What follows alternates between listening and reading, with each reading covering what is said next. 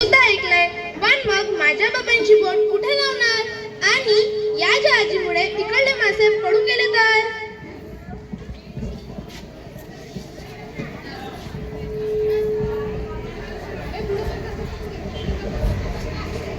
ओ साहेब, तुम्ही कोण आणि आमच्या जमिनीवर काय करताय? आम्ही सरकारी अधिकारी आहोत. हे बघा, इथे मोठे कंटेनर येतील, इथे जेटी बांधू आणि हा पूर्ण समुद्र बनवून इथे भराव टाकू.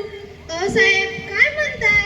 इकडे जर भराव टाकला तर आमची ओळी कुठून येणार आणि मासे कुठे जाणार? इथे लवकरच वाढवून बंदर उभा राहणार आहे. मोठे रस्ते येतील, कारखाने येतील, तुमची जमीन सोन्याच्या भावाने घेतली जाईल. विकास होणार, विकास. तुम्हाला नोकऱ्या मिळतील. नोकऱ्या? साहेब, तुम्ही फक्त नोकऱ्यांच्या बाता मारता, पण ज्याला फक्त मासे पकडता येतात तो तुमच्या ऑफिसमध्ये येऊन काय काम करणार? तुम्ही आमचा पिढीचा व्यवसाय एका फटक्यात संपवणार का? ही मासोळी आम्हाला जगवते, तुमचे पैसे नाहीत. आम्हाला तुमच्या कारखान्यात वॉचमॅन बनायचं नाहीये.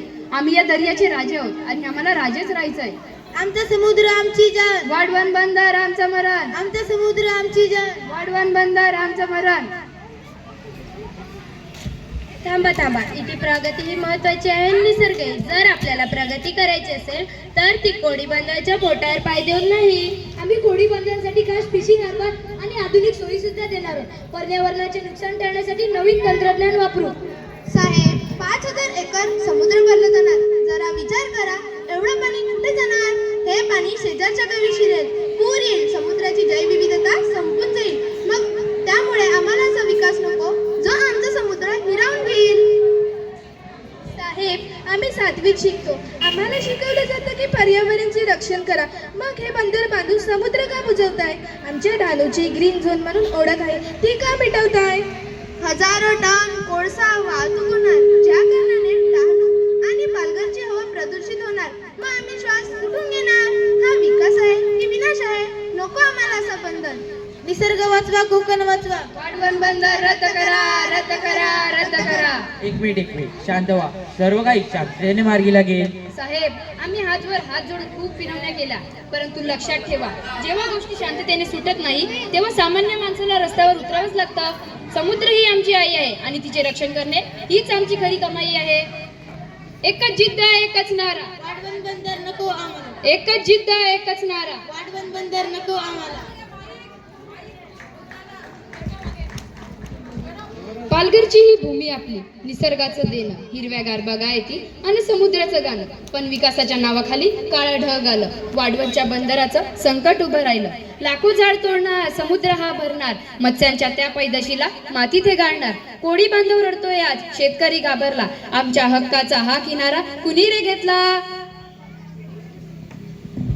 प्रगती हवी आहे, पण विनाशकाच्या किमतीवर नको. निसर्ग आणि मानवतेचं नातं खऱ्या अर्थाने जपलं तरच विकास होईल.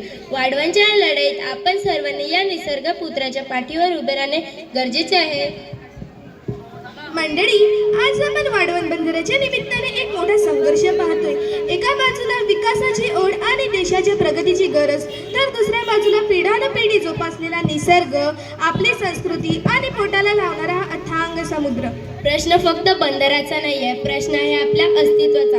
प्रगती तर झालीच पाहिजे, कारण थांबला तर संपला. पण आपण ही प्रगती करताना जर आपण आपला निसर्ग, आपले मासे, आपली जमीन हरवून बसलो तर हा विकास नक्की कोणासाठी? लक्षात ठेवा, विज्ञानाची गती आणि निसर्गाची शक्ती यांचा जेव्हा समतोल राखला जातो तेव्हाच खऱ्या अर्थाने सुवर्ण काळ येतो. आज गरज आहे ती एकमेकांचे हात धरून पुढे जाण्याची. जिथे कोळी बांधवांच्या जाळ्यात समृद्धी असेल आणि बंदरांच्या जहाजांमुळे देशाची शान वाढेल.